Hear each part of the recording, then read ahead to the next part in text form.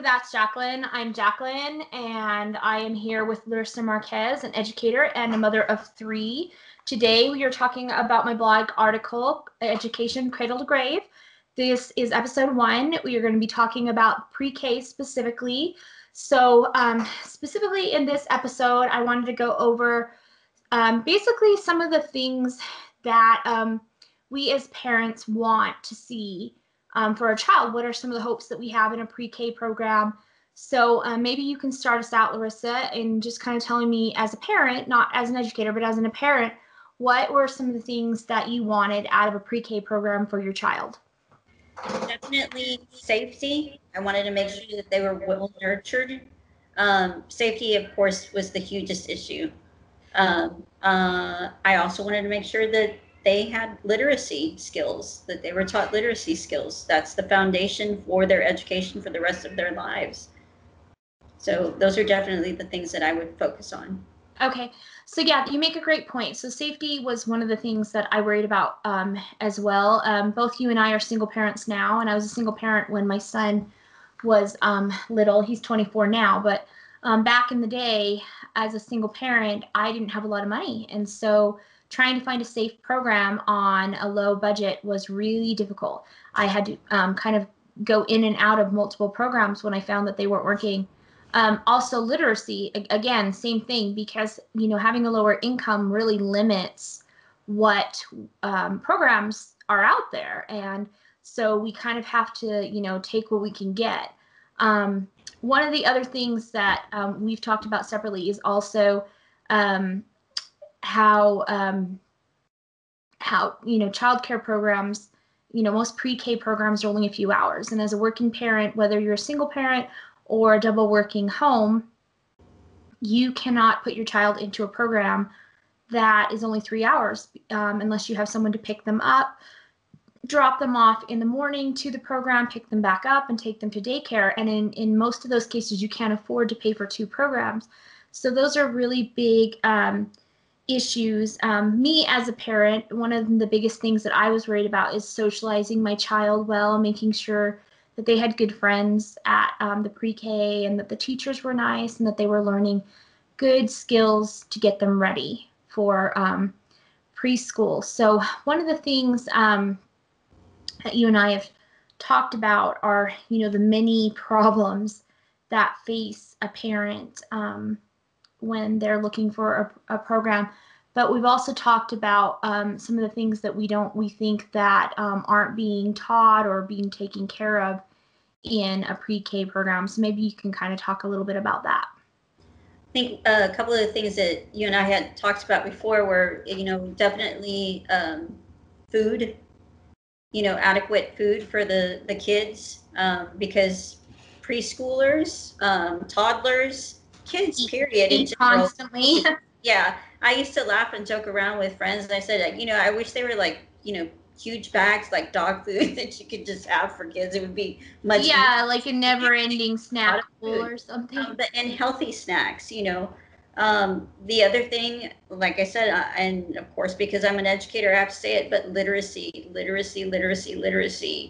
you know, anything to teach literacy skills. There's so many different ways to start them out. Those are the most important things. We've talked about safety in schools. But yeah, definitely food programs that would help the kids. And I talked about food, being able to take some of the food home. There's some kids that go home and that there's no food at home. Yeah, and that's a lot of those. A lot of the programs don't allow that. So if a child doesn't finish their food, they watch that food get thrown away. And children at that age are kind of in a weird thing where they're like, they get too excited to play, so they don't want to eat. And I mean, they don't have obviously good skills where they have to think, oh, I need to eat this because I'm not going to eat later. They're like, I just want to go play with my friends. So they leave their lunch there half eaten, or they leave their snack there not touched, because they're like, you know, I just want to go run and play on the slide. And then they spend the rest of the evening, you know, hungry, especially for low income families where, you know, you either have, like I said, a single parent, or you have 2 working parents, where they're like, picking the kid up from preschool, and then they've got to run home, and they've got to do homework, and they have older children that they're caring for, and they're not able to take care of a lot of those needs. So sometimes they might be bouncing from one job to another. I know that as a single mom, I was working 18-hour days, and in some cases when I was going to school and working, or sometimes at one point I was working 2 jobs, I'd pick up my son, I would drop him from childcare / daycare preschool, and I would, run him over really quick over to the daycare program or to my mom's, and hope that he was fed dinner. Mm-hmm. So that, and a lot of times, you don't know for sure what's happening in those daycare programs. And, you're not paying these people a lot of money because you don't have a lot of money.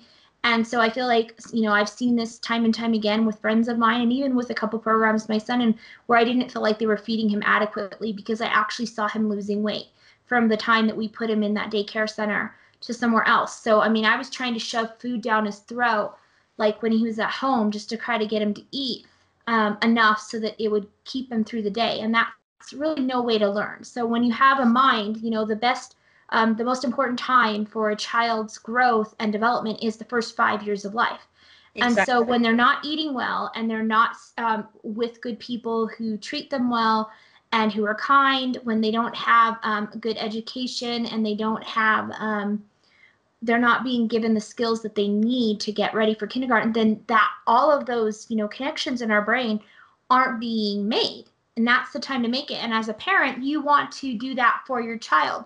But when you're working full time, or going to school full time, or you're a double, both parents are working or whatever, or you have like 5 kids, sometimes that's the case. They just have so many children that making sure that the needs for every single child is really difficult. You're spread thin. For any family, even families who, have means, and it's really difficult. So, so there's so many concerns as a parent that we look at. So our next episode, we're going to be talking more about the, not just what we want for our children in a pre-K program, but also like the problems and the boundaries and things that are the I guess, speed bumps along the way that cause a parent to be concerned and not be able to get the education. We've kind of touched a little bit about it on this episode, but we're going to go a little bit more in depth on that one. So I hope you guys will join us back. Larissa will be back with me. It will be episode 2 of the pre-K of Education Cradle to Grave. I've been talking to Larissa about some books that we'd like to share with you, and also some articles and maybe some lists of some of the things that we see, the problems that we see, because this was kind of a short episode, but we just kind of wanted to touch on small little parts of each part of the problem. So we'll be sharing those in the description. You can also check out my blog article on thatsjacqueline.com. And please leave us comments and questions, because me and Larissa will both come back, I think, and check on those, and try to answer any questions you have. So for sure. Yeah. This is something that we're really both passionate about. So this is part of the reason why I brought Larissa on, because not only is she a previous educator, but she's a mother of 3. So she has a perspective from both sides of the fence, which I thought was really great. It's a great way to marry these solutions that we'd like to see. So anyways, I hope you guys will come back, and we're going to be releasing an episode every couple of days, and also a new blog article for every couple days as well. So check out thatsjacqueline.com, and I will see you next time. Thanks.